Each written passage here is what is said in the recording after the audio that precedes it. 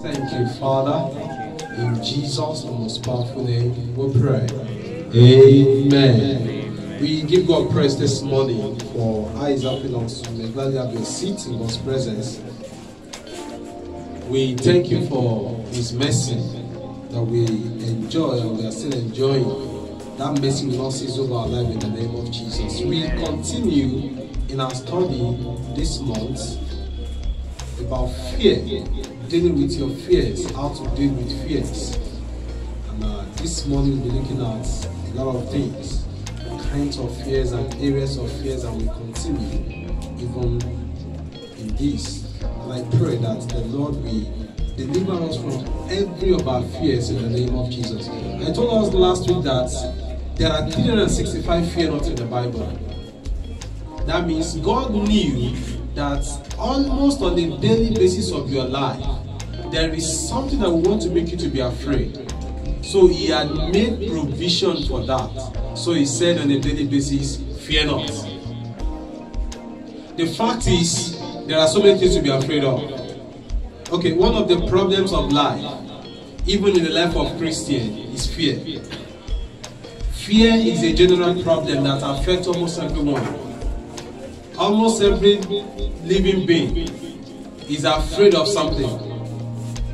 Okay, as a matter of fact, the psychologists, they wanted to do a certain research. And they said, we are born actually with two fears. Number one, the fear of falling. No baby wants to fall. The fear of falling and the fear of noise. So, by implication, by birth, we were born with fears. At least two. You know what? It doesn't take us a long time to develop many more fears. It doesn't take us a long time. Psychologists gathered about 500 people and they asked them one question. What are you afraid of? And at the end of that research, they listed about 7,000 fears. In fact, there are so many phobias that we can't list all.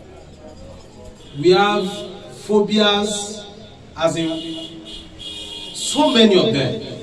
In fact, some people are afraid of cats, some are afraid of rats, some are afraid of mosquitoes, some are afraid of cockroaches, some are afraid of lizards, some are afraid of water, some are afraid of light, some are afraid of darkness. People are afraid of so many things.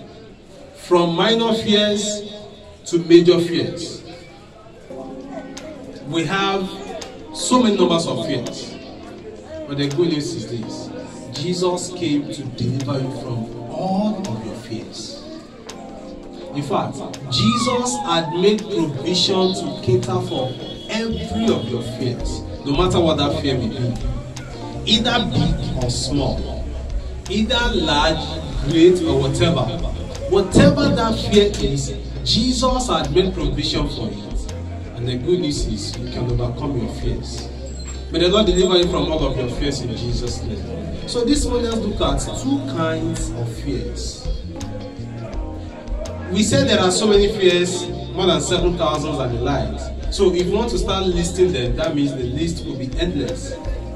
But we have two major kinds of fears. Number one, we have what I call the commanded fear. The commanded fear. That means there is a certain level of fear that God commands you to have. Let's check Ecclesiastes chapter 12. And verse 13. There are numbers of fears that God expects you to have. Ecclesiastes chapter 12 and verse 13 said, that's the whole story. Here is now my final conclusion. Fear God and obey His commands. For this is everyone's duty. This is everyone's duty. That means to fear God is a command. So the first fear we have is this commanded fear. So you are commanded to fear God. I told us in our last series that people fear almost everything except one fear, which is a major fear, and that is the fear of God. People no longer have the fear of God. And the fear of God is a commandment. We must fear God. So we are commanded to fear God. Look at Proverbs chapter 1, verse 7. Proverbs chapter 1, verse 7. Fear of the Lord is the foundation of true knowledge, but fools despise wisdom and discipline. Do you want to be wise in life? Fear God. Do you want to have knowledge in life? Fear God. Do you need courage? Fear God. Do you need success? Fear God. Whatever thing that you need in this life, the foundation is the fear of God. If you will ever succeed in life, if you want to make any meaningful progress in life, then you must fear God. Where the fear of God is missing, everything will go out of hands. For one of the reasons why some people's life is not making the expected progress is because they no longer fear God. And when a man does not fear God, you are not entitled to the blessings of God, because God will not bless iniquity. How do you expect God to bless iniquity? Romans chapter 3 and verse 18. Romans 3:18. He said, they have no fear of God at all. May that not be the testimony of God concerning your life in Jesus' name. He says some people, they have no fear of God at all. That is, the fear of God is lacking in their life. We can see what our world has become. We can see what is happening in homes, in villages, cities, urban areas, local governments, states, countries, continents, world at large. They have no fear of God at all. And that is why the world has become what it is. Leaders don't fear God. Followers don't fear God. Some people go into Yahoo, they don't fear God. Some people are into corruption, they don't fear God. Some are stealing. All of these are because there is no fear of God. My question is, do you fear God? If you don't fear God, then what do you want to fear? The fact is, he who that does not fear God will fear every other thing else in life. Because it is only when you fear God that you have nothing else to fear. But a man that does not fear God must fear every other thing. So we have this commanded fear that you must fear God. Beloved, the fear of God is missing our generation. Don't be part of those that God said they have no fear of God at all. Hebrews chapter 11, verse 7. Hebrews 11:7. Said it was by faith that Noah built a large boat to save his family from the flood. He obeyed God, who warned him about things that has never happened before. You see, when you fear God, He will warn you ahead of dangers. Last week I told you, I said, the Bible said, the secret of the Lord is with them that fear Him. You want to know what will happen? Then fear God. But when you don't fear God, things go out of hand. Our nation has become what it is because there is no more fear of God. The church is what it is because the fear of God is lacking. Society has become what it is because the fear of God is not there anymore. May that not be your testimony that you no longer fear God. May God be able to say indeed you fear Him. Now what are the benefits of having a commanded fear? That is the benefit of fearing God. Number one, it will lead you to holiness. The fear of God leads to holiness. 2 Corinthians chapter 7 verse 1. Because we have this promise, dear friends, let us cleanse ourselves from everything that can defile our body or spirit, and let us walk towards complete holiness, because we fear God. When you fear God, you will be holy. We will not have to beg you to be holy. You will be holy because you fear God. You will not need anybody to cajole you and start, sister, you see, brother, you know. No! The fear of God will lead to holiness. Look at that verse. He said, let us cleanse ourselves from everything that can defile us. That can defile us, either our body or our spirit. Some people say, don't worry, God is looking at my heart. He doesn't look at my body. He doesn't look at what I wear. He doesn't look at this, doesn't look at that. No, that's not correct. Let us cleanse ourselves from everything that can defile our body or spirit. And he said, and let us continue towards complete holiness. That means there can be partial holiness. That means there can be average holiness. How can you accomplish complete holiness? He said, because we fear God. Except you fear God, you cannot be holy. Because it takes the fear of God to be holy. And there is no better way to preach holiness to anyone than to say, fear God. The simplest definition of holiness is fear God. You say, what is holiness? Don't wear this, don't wear that, don't do this, don't do that, don't talk like this, don't talk like that, don't go to this place, don't go to that place. All of those can look like laws to you. In fact, they can look bogus. The simplest definition of holiness is fear God. Once you fear God, you'll be holy. And once you don't fear God, you won't be holy. There is no two ways to it. Fear God, you'll be holy. You don't fear God, you can never be holy. May the Lord grant us understanding of this in Jesus' name. Acts chapter 2 and verse 43 to 47. Acts 2, 43 to 47. A deep sense of hell came over all of them, and the apostles performed many miraculous signs and wonders. Why? Because they fear God. You see, when we fear God, a lot of miracles will happen in our lives. By the virtue of the fear of God, there is nothing that can be withheld from us. So the benefit of holiness number 2, the benefit of fear of God number 2, is that miracles will happen in your life. You want miracles, then fear God. Only when you fear God, you can have access to correct and confirm the miracles. There will be healings, there will be salvations, there will be so many things happening. Why? Because men fear God. May the Lord grant you understanding of this as well in Jesus' name. Number 3, when you fear God, when you have this commanded fear of God, you will work out your own salvation. Philippians chapter 2. You will work out your own salvation. Where there is fear of God, salvation are easily worked out. Philippians chapter 2 and verse 12. He said, dear friends, you always followed my instructions when I was with you. And now that I am away, it is even more important. Work hard to show the result of your salvation, obeying God with deep reverence and fear. When we say work out your salvation, we are not saying that you are the one that will save yourself, though. We are saying that the result of your salvation will be evident. Some people will say, I am a Christian only for myself.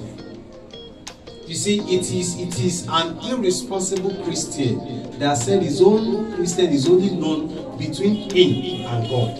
It is an irresponsible Christian. A responsible Christian that fears God will work out his own salvation. That is, the evidences of salvation will be seen.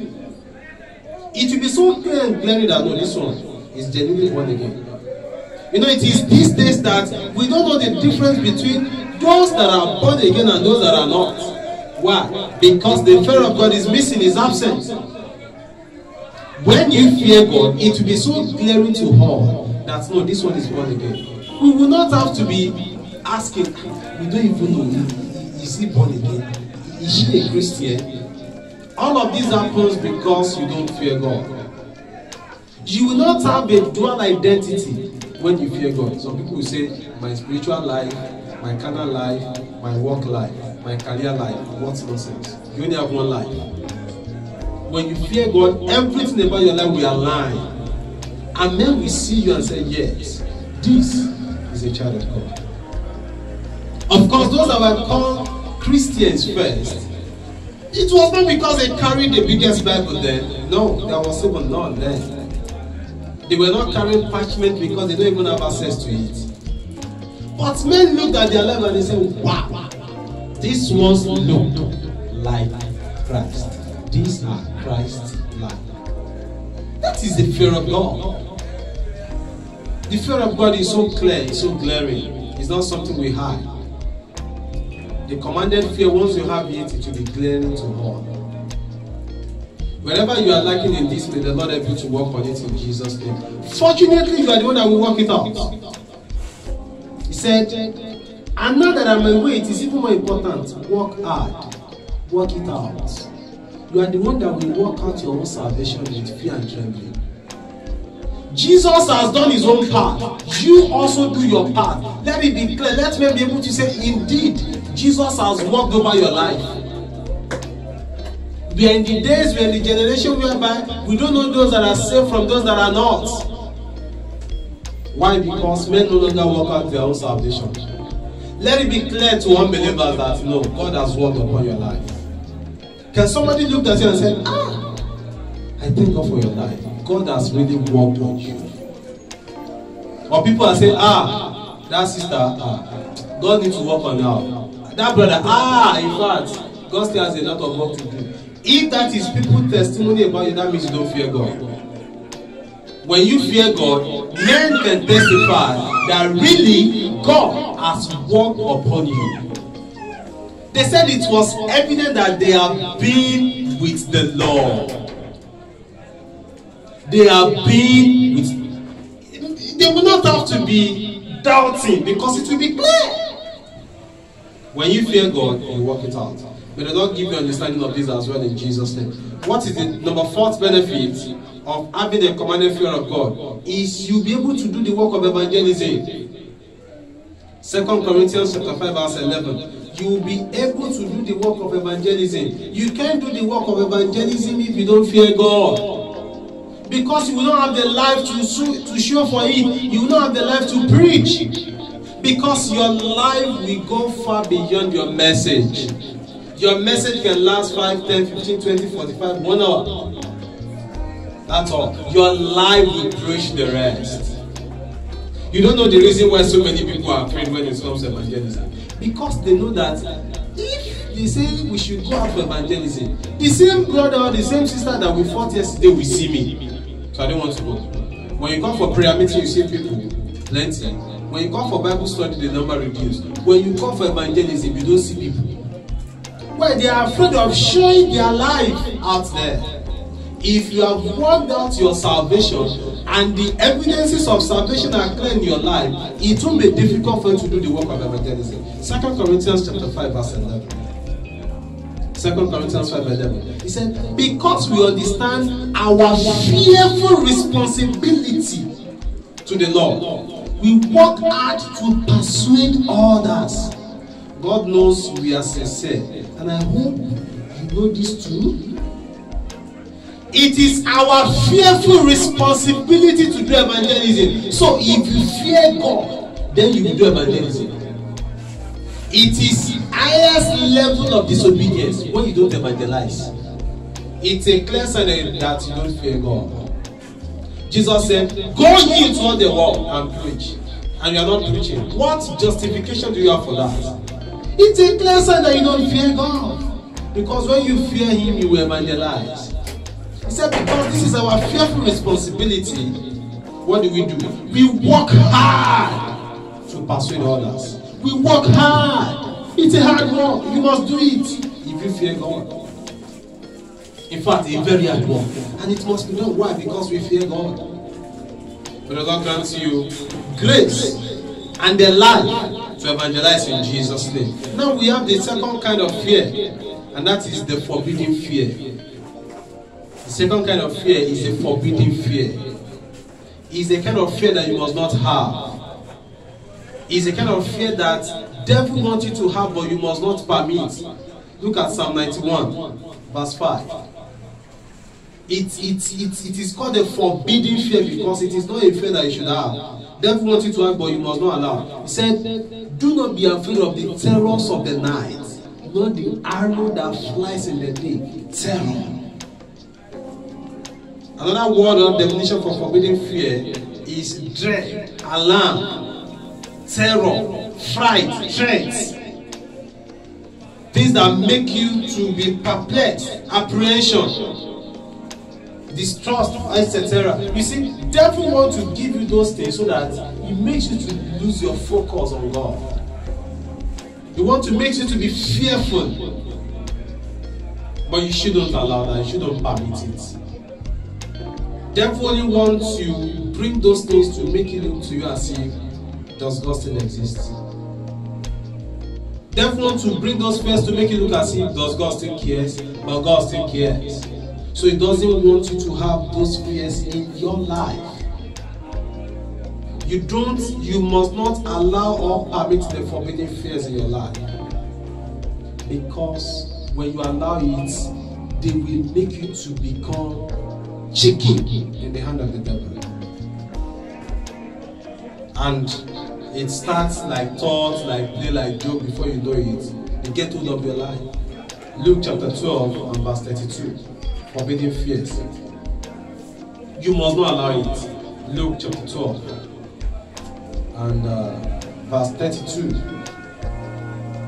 So don't be afraid, little flock, for it gives your Father great happiness to give you the kingdom. So don't be afraid. You see, there could be terrors, things could be happening all around, but he said they will not come near your dwellings. You see, a lot of things are happening now. What does devil want to accomplish? He wants you to be afraid.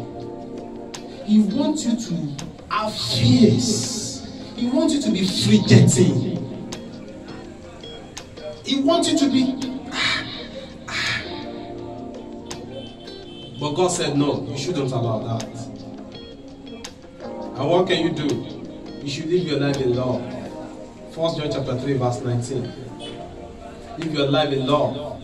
You see, when you live your life in love, it will deal with those fears. 1 John 3:19. Those fears are not what you should be worried about. He said, our actions will show that we belong to the truth. So we'll be confident when we stand before God. May the Lord help us in Jesus' name. So forbidden fear is not the same as caution. Let me also clarify that. Now, the fear of overdose. When you are afraid of overdose, we make you to read the leaflet. That is caution, that is not fear.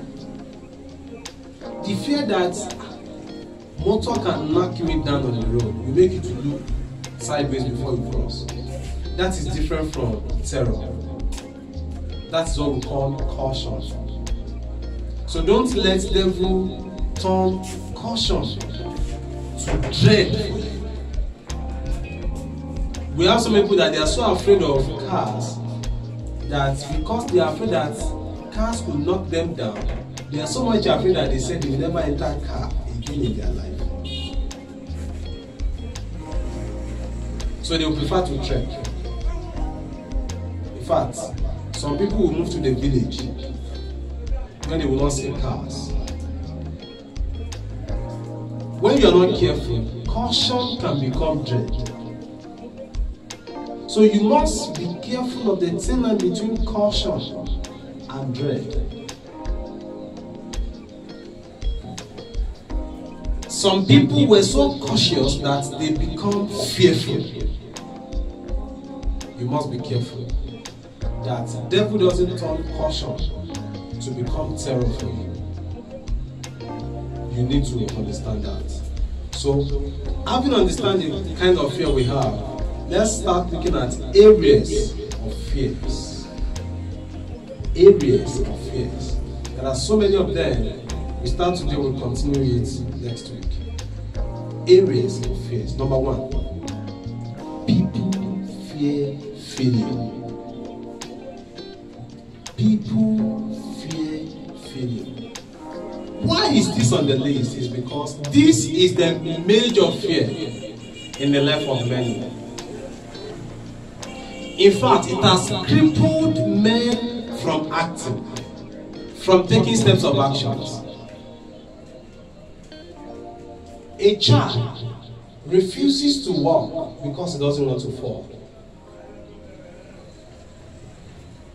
A man refuses to take steps because he's afraid of failure. One time or the other, all of us were always afraid of failure. But you know what? Failure in itself is nothing. It is a reaction to it that matters. We all fail. That's the news. If you've never heard that before, you must hear it today and let it sink. Everyone that has ever become a champion today must have failed one time or the other before. So if you are afraid of failure, you will never accomplish anything meaningful in life.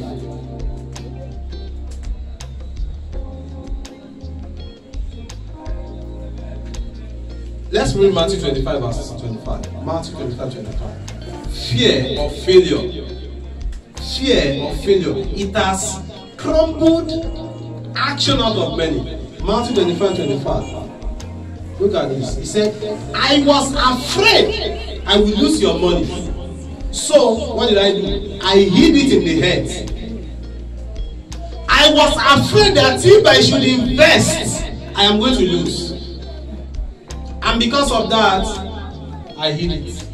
And that is what many of us we are doing today. The fear of failure made the one talent man not to do anything. Many of us are saying, I don't want people to mock me for failing, so it is better I don't do anything. Beloved, many are afraid of failing today, but the greatest failure is not trying and failing. The greatest failure is not that you try and fail. No. The greatest failure is never trying at all. In fact, you are a worst failure when you don't try at all. If you try and fail, you have not failed. You have only made attempts and you did not pass.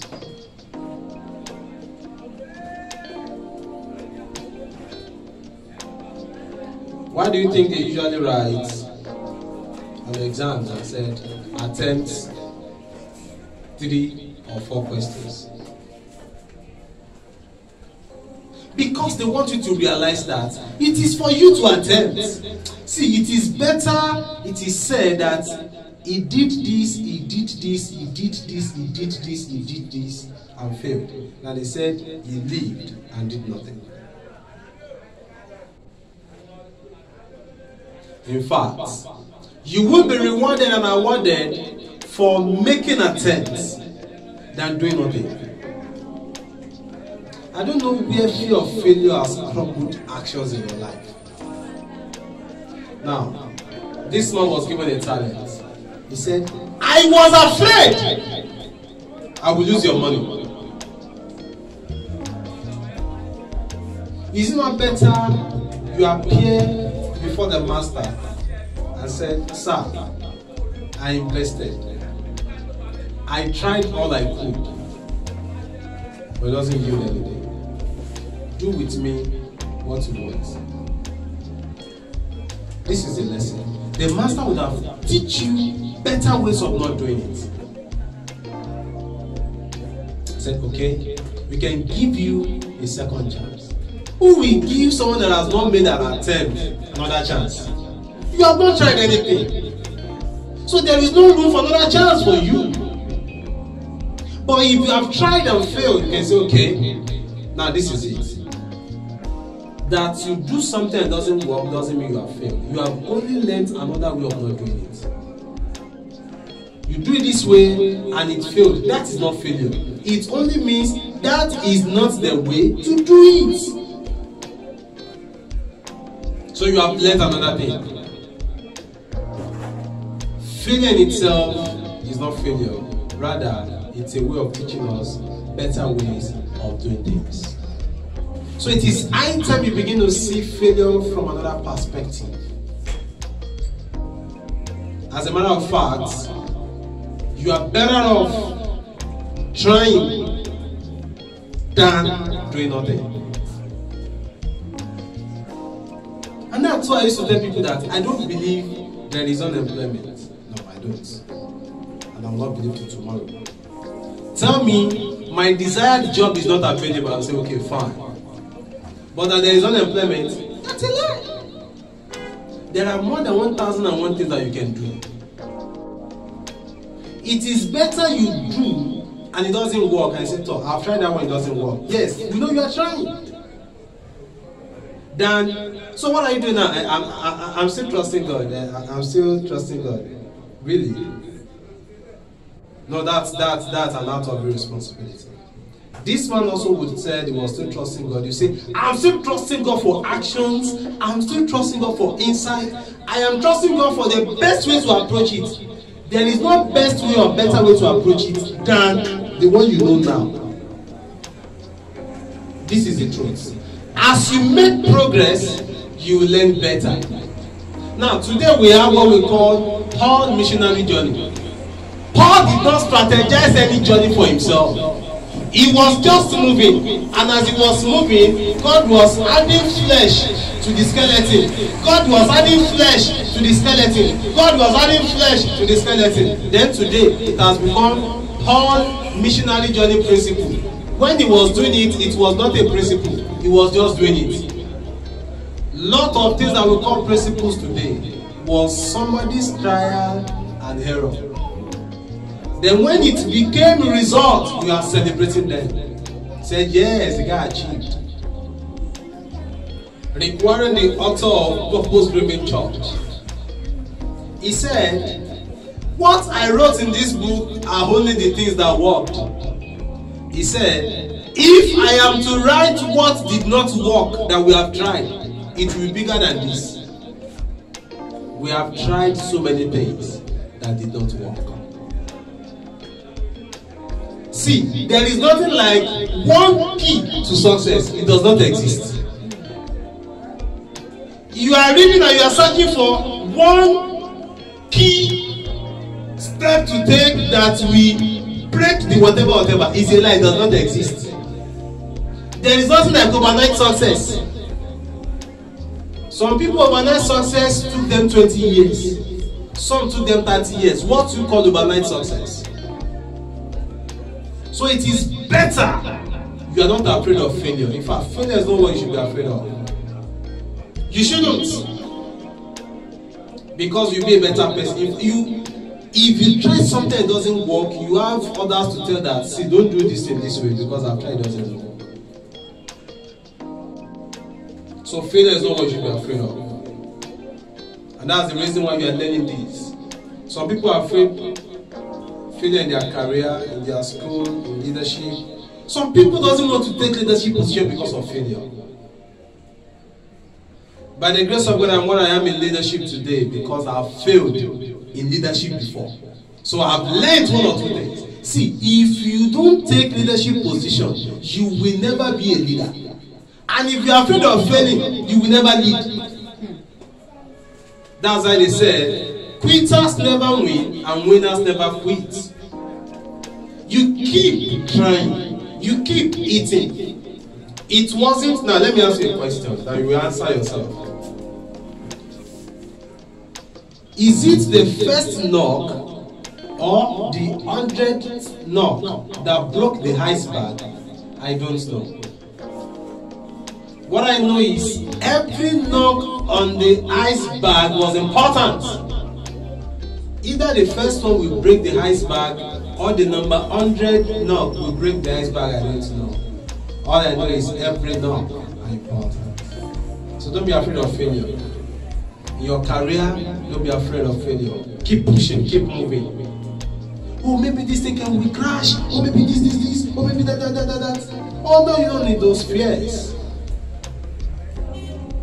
Who knows that there can be something called aircraft and it will fly on air? So somebody must have tried. Who tells you it was the first attempt that they got the success? Oh no. Have you heard about electricity?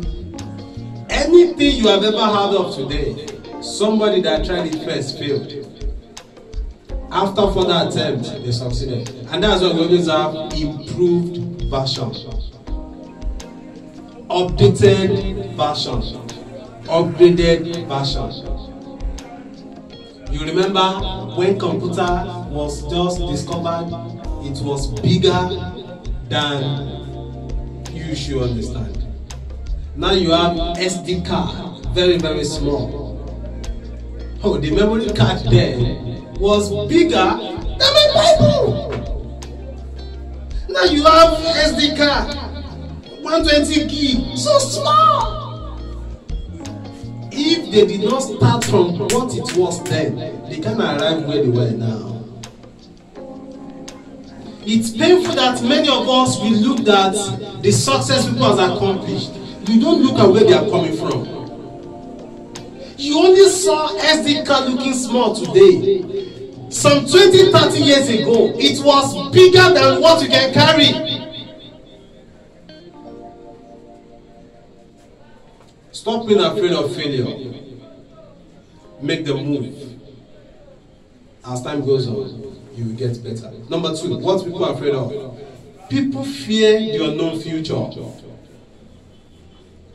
Apart from the fear of failure, the next terrible fear in the heart of men is the fear of the unknown future. Oh, what does tomorrow hold for me? Oh, I don't know what will happen to me tomorrow. Oh, I don't know what will happen to this business. Oh, I don't know what with this. Oh, I don't know what with that. The fear of tomorrow cripples you. It paralyzes man. It makes us inactive. In fact, it cripples action out of you. I don't know if I should invest this. Maybe this business will crash tomorrow. I don't know even if I will wake up. I don't know this, I don't know that. And you are afraid of tomorrow since January. You did not invest. This is October. Yet, nothing has crashed. You see, live your life as if Jesus will come in the next 1 second. That maybe the next second Jesus will come. That is how you should live your life. But plan your life as if Jesus will not come in the next 100 years. So that if Jesus did not come in the next 100 years, your life is still following the plans. Yet you are living as if he comes the next second, you will still be raptured. Some people in the name of eternity, they are living a useless life on earth. God doesn't appreciate that. What does Jeremiah 29:11 says? You see, you don't need to be afraid of tomorrow. Nobody knows what tomorrow will speak, but God that holds you. You see, you don't know what tomorrow holds, but since you know the person that holds tomorrow, you should not be feared. You should not be afraid. You don't have to worry. You don't need to be afraid. Jeremiah 29:11. He said, "For I know the plans I have for you, says the Lord. They are plans for good and not for disaster, to give you a future and a hope." If there is any fear that cripples many, it's the fear of the unknown future. But tomorrow is not in your hands. The future is not in your hands. Why not leave it in the hands of the person that owns it? Tomorrow, yesterday is gone. You can't do anything about it. Tomorrow is yet to come. You can't do anything about it. All that you have is your today. Unfortunately, many people are living a reckless, wretched, and painful life of today because they were regretting yesterday and afraid of tomorrow. So today is spoiled for them. Come and stop that trash. It won't help you. Don't be afraid of tomorrow. You don't know what tomorrow holds. Leave it in the hands of the person that holds tomorrow. He can take care of the tomorrow. Some are afraid. Will I be able to marry? Will I have a child? Will I have a good job? Will I be able to build a house? Will I be able to rent a car? Will I be able to succeed? Will I be able to this? Will I be able to that? All of things that you don't have answers to. Tomorrow is yet to come. He said, those that are faithless does that anyway. They worry so much about tomorrow. But who among you by worry can add a length to his or her height? No. You better stop that and being afraid of tomorrow. The fear of unknown future will only rob you of the success of today. Live tomorrow. Tomorrow will take care of itself. In this case, this word or proverb works. When we get to the bridge, you will not cross it. Not in all cases, because you have to make plans ahead. You have to plan how you cross your bridge and other stuff like that. But when it comes to tomorrow, when you get there, you will cross it. May the Lord give you victory over the fears of tomorrow in Jesus' name. God has a better plan for your tomorrow. Your tomorrow is bright. I don't know what you are afraid of about your tomorrow, about your future. But the God I know said He has the plan to give you a shiny future. It is very colorful. Your future is bright. Don't kill yourself, no suicide. Whatever you are going through is not enough to determine or to define you. Because your tomorrow is glorious. Your tomorrow. Your tomorrow. Your tomorrow. My tomorrow must be greater than today. Your tomorrow will be greater than today in the name of Jesus. So therefore, don't allow the fear of tomorrow to cripple you. Number 3, fear of people. People fear responsibility. You see, apart from the fear of failure and the fear of the unknown future, many people fear to take responsibility. And that is why they were afraid. Some people, their fear is, if I got married now, how will I be able to feed my wife? They don't want to take the responsibility of feeding a woman. Then the next fear is, if I have a child, how will I be able to feed the child? Some are, if I have money now, I will start taking care of this. The fear of responsibility made so many people not to take the right decision. Luke chapter 5 and verse 10. Luke 5:10. You can also write Matthew 25:25 and Deuteronomy chapter 1 verse 22 to 46. The fear of responsibility was what made the Israelites not to take over the land that God gave them. Luke 5 verse 10. He said, so his partners, James and John, the sons of Zebedee, were also amazed. Jesus replied to Simeon, don't be afraid. From now on, you'll be fishing for people. The fear of, how will I take care of my family? I remember when the Lord was calling me to assignment into ministry. How will I survive? The fear of, how will I be able to meet up with certain responsibility does not make some people to respond to God's call over their life. You don't know you're only living a wasted life? The fear of responsibility made so many people not to respond to God. God is calling you. He's saying, I have an assignment for you. You are saying, how will I cope? How will I survive? I can gladly tell you that God has a capacity to cater for your fears, even the fear of your responsibilities. Some, they don't want to take responsibility, while some other ones, they were afraid of how to cope with their responsibilities. But God is able. Some people were doing fraudulent activities today. Why? Because of responsibilities. And they said, I don't have anybody to help me. If you meet certain people that are into adultery and fornication business like that, they will tell you, we have a lot of responsibility and there is nobody to help us with it. So we use what we have to help ourselves. The fear of responsibility should not make you to do the wrong thing. You see, the fear of responsibility is so broad, it's scattered all around. Yet, it should not make you to do the wrong thing. That you are afraid of responsibility must not make you to disobey God. That you are afraid of responsibility must not make you not to take the right steps and actions for your life. And that you are afraid of responsibility does not mean you should go and become a thief or a yahoo or doing other wrong things because you want to cater for responsibility. So many people, the fear of responsibility is making them to become timid. How can I tell you this? We are not required to be successful, but we are required to try. We are not required to know all. We are not expected to answer all the questions, but we are required to make attempts.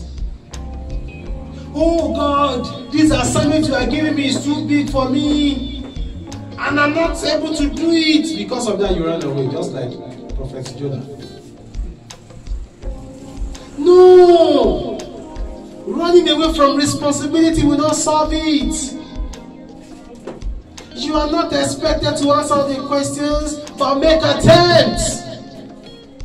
You may not be able to cater for all of the available responsibilities. What you are asked to do is to make attempts. Just attempts. And let it be known before God and man that you have done your best. If you do that, God will be happy with you.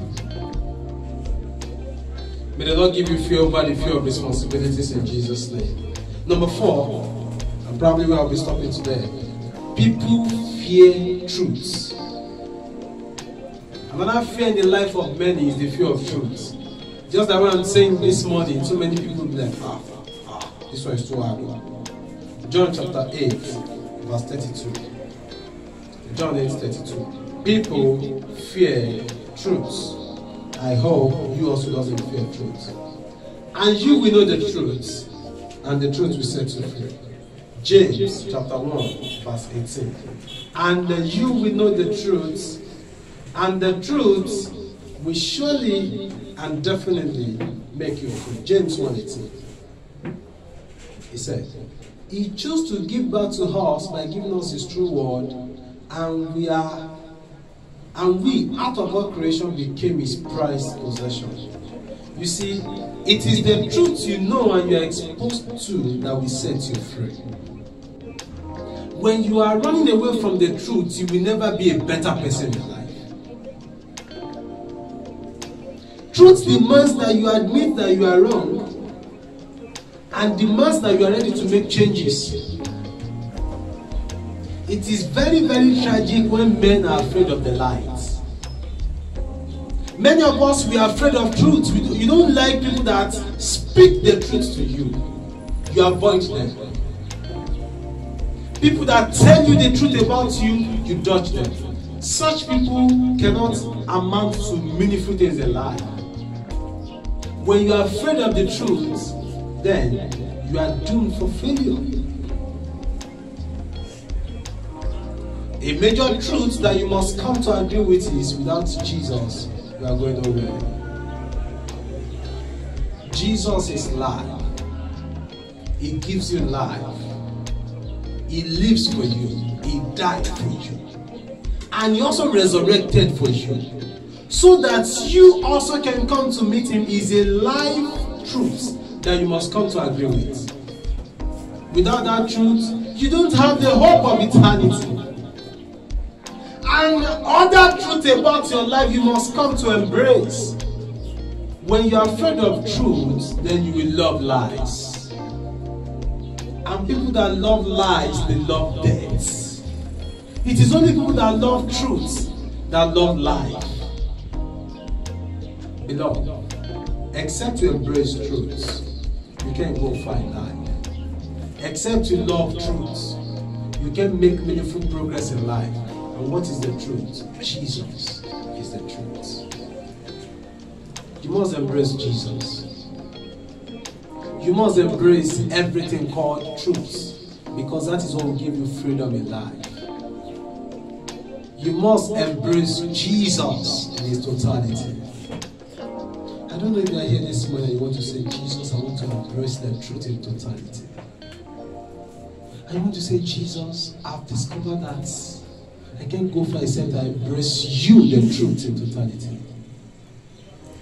Wherever you are, will you say after me and say, Lord Jesus, I have realized that you are the truth and I must embrace you in totality.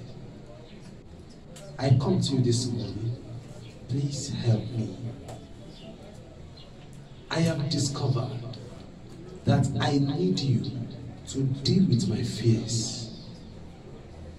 I have realized that it is you, Jesus, that can help me to tackle my fears. Jesus, this moment, I embrace you. Come into my life.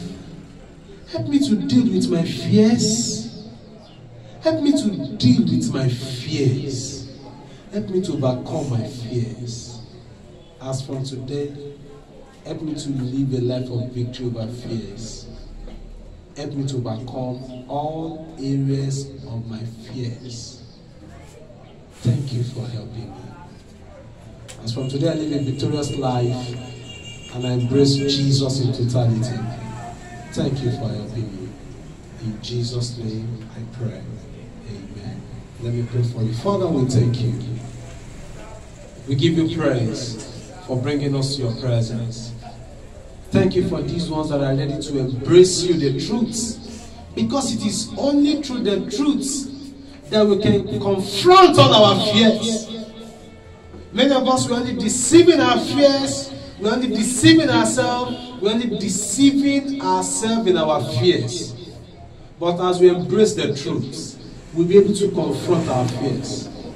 Lord, we pray. The grace to embrace in totality we receive in the name of Jesus. As from today, fear, get out of our life in the name of Jesus. Fear will no longer enslave us in the name of Jesus. We have victory over fears, and every fear are surmounted in the name of Jesus. Thank you, Father. As we go, you go with us. In Jesus, the most powerful name, we pray. Amen. Thank you.